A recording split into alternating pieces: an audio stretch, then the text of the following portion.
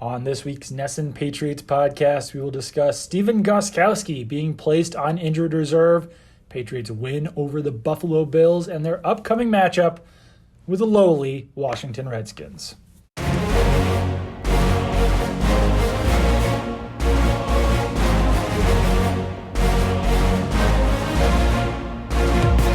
Hello and welcome to the NESN Patriots podcast. I am Doug Kai, joined as always by Zach Cox. Zach, how are you doing? Doing well, Doug. How are you? It's a question everyone waits for every week. How is Zach doing?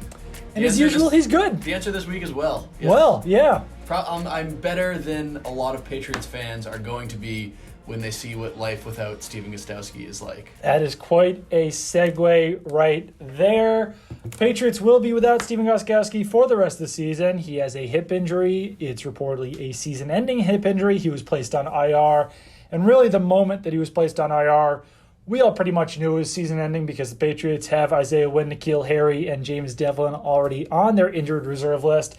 And it was highly unlikely that they were going to bring back the kicker out of that list of four players. So now the Patriots have to sign a new kicker.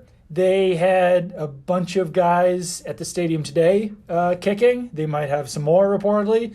And we might not know who actually will be kicking for the Patriots until Thursday, Friday, who knows, Saturday, Sunday. It's going to be up in the air here for a few more hours at least. Yeah, and this is really kind of new territory for a lot of people here in New England just because the Patriots have had such continuity at kicker throughout Bill Belichick's entire tenure here. Basically, except for that one half season of Shane Graham they had in 2010, it's been Adam Vinatieri and Stephen Gostkowski. And that's it.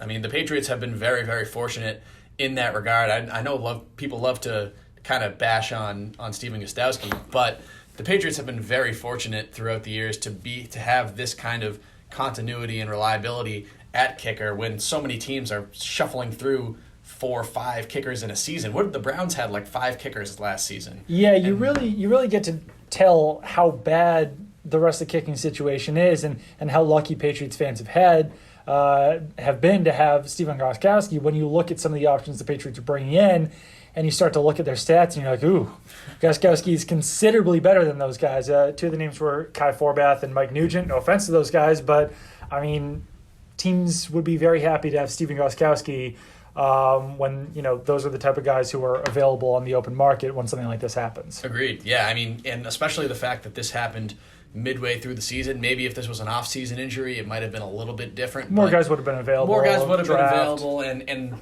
the Patriots were able to kind of find a very good replacement for Ryan Allen, but that was a player they traded up for in the draft, identified as somebody that they wanted. They're going to be kind of scraping the bottom of the barrel. This just happens to be whatever kickers are available a quarter of the way into the season, and given how many teams struggle to find a kicker, period, there aren't going to be that many kind of high-quality names out there. It'll probably be somebody that that fans are familiar with, probably somebody like a Kai Forbath or Mike Nugent. There have been a couple other names that are floating around. Giorgio Tavecchio, the guy who's with Oakland a couple of years ago. Sebastian Janikowski, bringing him out of retirement would be a lot of fun. That would be interesting. That would certainly be interesting. But yeah, there are not a lot of when you look at that list, there's not a guy where you say, oh yeah, cool, they should get that guy. He would be the kind of obvious best option. There really isn't anybody like that, so it's going to be a bit of an adjustment, I would say. Yeah, for sure. I mean, think about how long Joe Judge has been the Patriots special teams coach or even assistant special teams coach. He has never had a kicker other than Stephen Gostkowski. He's been around since 2012, and Gostkowski has kicked every single kick since then. They might have had someone in during training camp for one. I don't even think they did, Judge's though. I'm trying to remember. Who was the UMass kicker? I don't remember. Didn't they have a UMass kicker at some point? Because I thought I might be misremembering, but I feel like I remember Chris Copeland? Is that him? I don't know. Chris Copeland, 2011 and 2012. Oh, so what was he, a practice squad guy? I think he was in training camp, maybe one or both of those years. Yeah. Interesting. But even that was quite a long time ago. Yes, definitely. Yeah, 2011 and 2012. Yeah. I don't think they're really bringing back Chris Copeland at this point. Yeah, in the last couple of years, they've had punters, 2 punters in camp as kind of roster competition. Right. Even Chris Copeland back then, I can't imagine he was a guy who was expected to have a legitimate chance of beating out Steven Gostkowski for that job. So yeah, he had previously been with the Manchester Wolves. Arena League powerhouse. Yes, AF2 actually. AF2, that's correct. Minor League Arena League. Yeah, so that's no good. So yeah, that's obviously the biggest story, at least of the day, of the week. Another one is that Ben Watson is eligible to come off of his suspended list. The Patriots reserved a exemption for him on Monday, but you guys did not see him at practice on Wednesday, which certainly raises some eyebrows. You would think that a guy who's been gone for 4 weeks, not there at the first practice, probably not going to play on Sunday. Yeah, very interesting there. You wouldn't expect Ben Watson to be at kind of 100% full go maybe after being away for a month.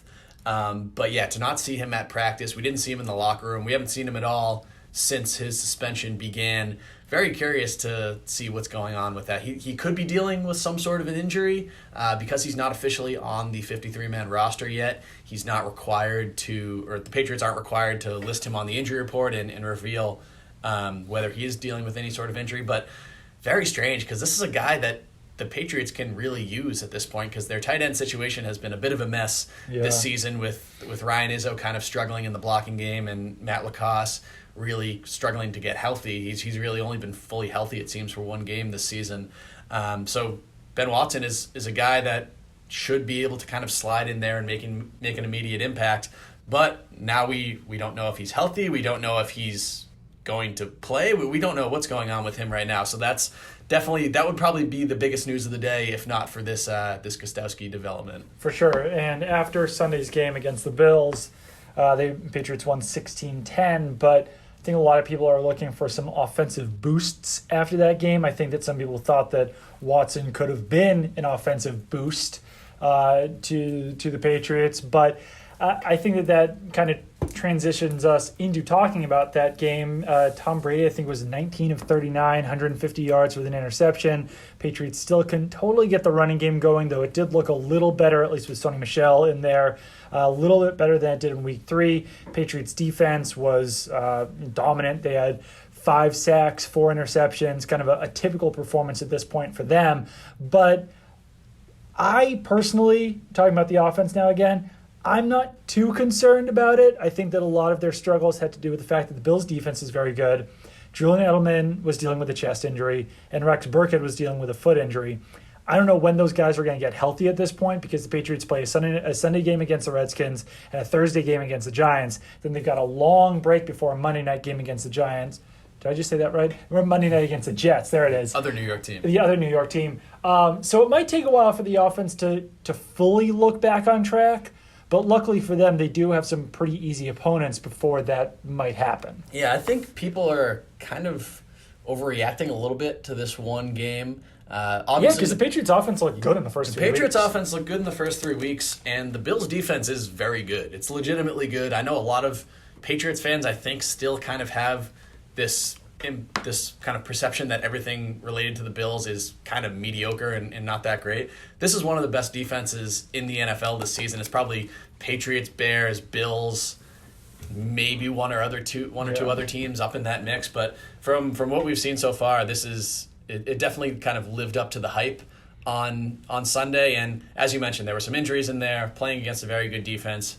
Already had kind of a base before where they did look good through those first 3 games. So I think as long as the injuries don't start to mount up, as long as Julian Edelman can kind of get healthy soon, as long as this new injury to Josh Gordon doesn't flare up and become anything serious. He's got a knee injury right now. Knee injury now, and he obviously was banged up, had the finger and the lower back injury against the Jets a couple of weeks ago.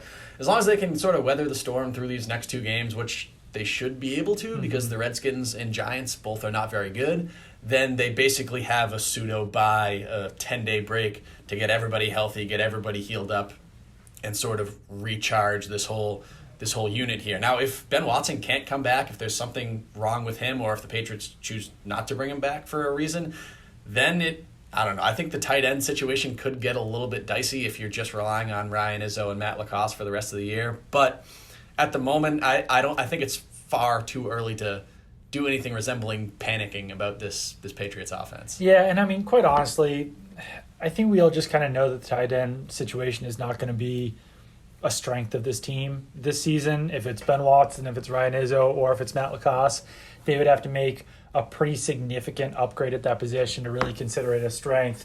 Even if Ben Watson, your starting tight end, you're probably talking about being a bottom 5 or 10 tight end unit in the NFL, or maybe even lower than that. He's a 38-year-old, probably doesn't have a whole lot left in the tank at this point, and he's going to be competing with guys who we mentioned like Izzo and LaCosse, and then they've got a backup fullback in Jakob Johnson as well. So wide receivers certainly are going to have to be the strength of the team, running backs as well, obviously quarterback Tom Brady. But yeah, I mean, I'm not ready to panic yet. I think that a lot of people are just really, after Antonio Brown left, fans just desperately want some sort of replacement for him in the offense. Yeah, I mean, the Patriots, absolutely, it would be great if they had Antonio Brown in their offense. It would be great if they had Stephon Diggs or A.J. Green or Emmanuel Sanders. But as I've written ad nauseum at this point, it's not going to happen. It's really hard to make it happen. If the Patriots figure out how to make it happen, God bless them. But you just have to know that it's going to be coming at the expense of their team next season. And I mean, with the amount of cap hits that they've already transitioned over to the 2020 year with Stephon Gilmore, Marcus Cannon, right now Antonio Brown's on the books, Tom Brady. Like, at a certain point, if the Patriots add another weapon like this and have to mortgage cap room into the future by either extending Devin McCourty or restructuring Dante Hightower or Kyle Van Noy, you might almost be getting to the point where you can't bring back Tom Brady next season. So that's almost the point where you're at right now, where, okay, would you rather have Tom Brady moving forward, or would you rather have 1 year where you've got this wide receiver in your offense? Because I really don't know how many more cap hits they can move into next year. Yeah, there's only so much you can do in that regard. I know there are ways to kind of circumvent the cap and get around the cap, which the Patriots have displayed over the years with their kind of extensions and various maneuvers like that. But there does reach a point where you don't want to mortgage your entire, kind of basically waste your entire cap next year on trying to bring in a guy this year. And even if they don't bring in anybody, I still think they're reasonably well positioned at this point. I mean, when Antonio Brown came to this team, we kind of viewed it as a bonus, a very good bonus, a very kind of a bonus that everybody would love to have in their offense if he was kind of available and staying in there. But I still think this team is very talented offensively. I think it's they have more than enough talent on offense to be a Super Bowl contender this year, a Super Bowl winner this year, especially with the defense that they have. So I think they'll be fine as long as those injuries don't continue to stack up. And as we mentioned, the Patriots definitely should not have a hard time with the Washington Redskins on Sunday. They are among the worst teams in the NFL, right up there with some previous Patriots opponents, the New York Jets and the Miami Dolphins. And I guess until Monday night, you probably could have tossed the Pittsburgh Steelers in there as well. But we talked to Jay Gruden today on a conference call, and he doesn't have a plan for the quarterback position this week, which is never good as a head coach. Their options are Dwayne Haskins, Colt McCoy, or Case Keenum. Those options are not great. The Patriots do extremely well against rookie and second-year quarterbacks, so even if it's Dwayne Haskins, who would probably be the most intriguing of the bunch, there's almost no chance that he would win. I think the Patriots are now 19-0 against first or second year quarterbacks since 2014, and they've been historically great. 2014 is basically just when they've gone undefeated against these types of quarterbacks. So I would give it basically a 0% chance that Dwayne Haskins could beat the Patriots, even though that game is in Washington. Yeah, I mean, we saw what the Patriots defense just did to Josh Allen, who we had even talked about him being much improved. He was in his second year. He was making his 15th or 16th start or whatever it was, and he looked totally lost.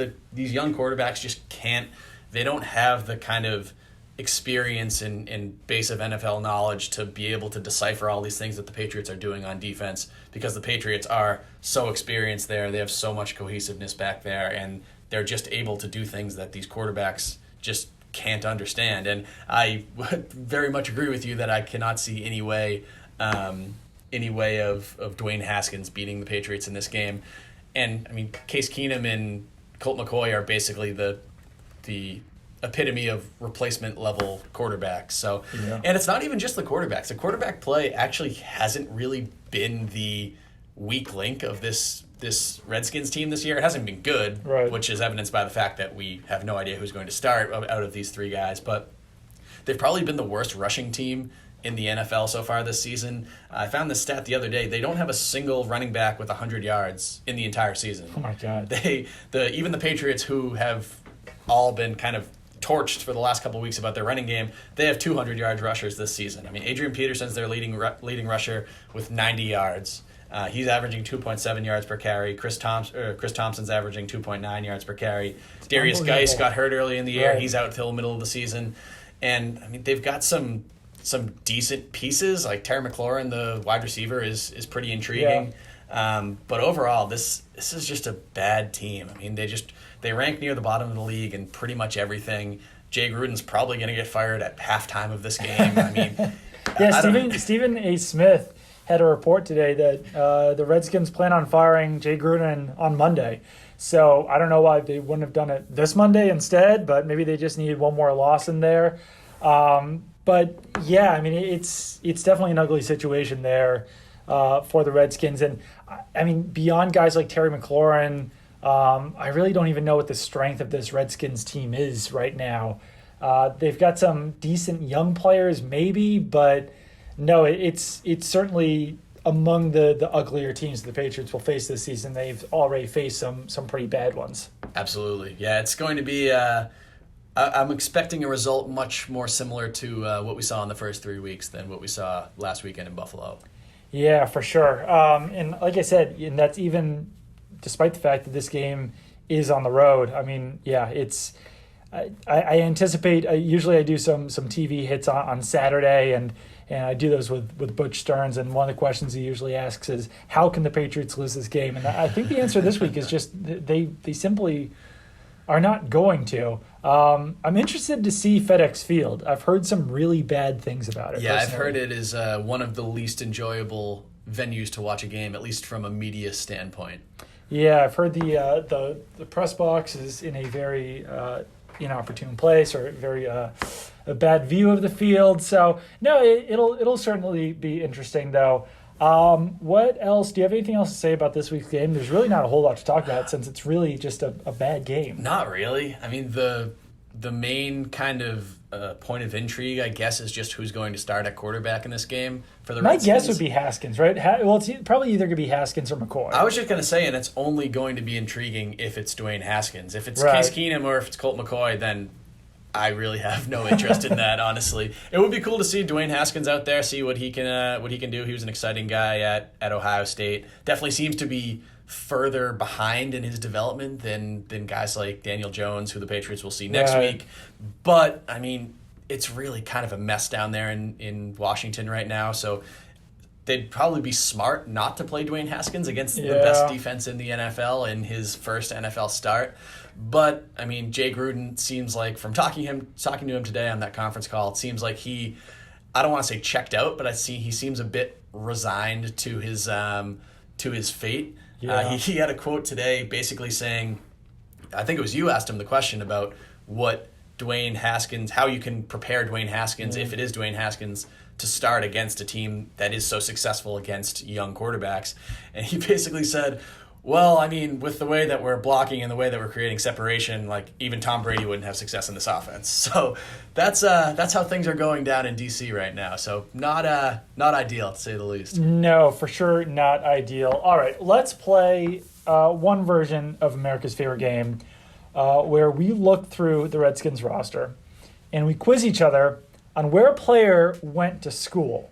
I am going to pick Sean Dion Hamilton. Do you know where Sean Dion Hamilton went to college? Sean Dion Hamilton was going to be my pick for the next round of guys that I don't know where they went. Where did Sean Dion Hamilton go to school? I believe he went to Alabama.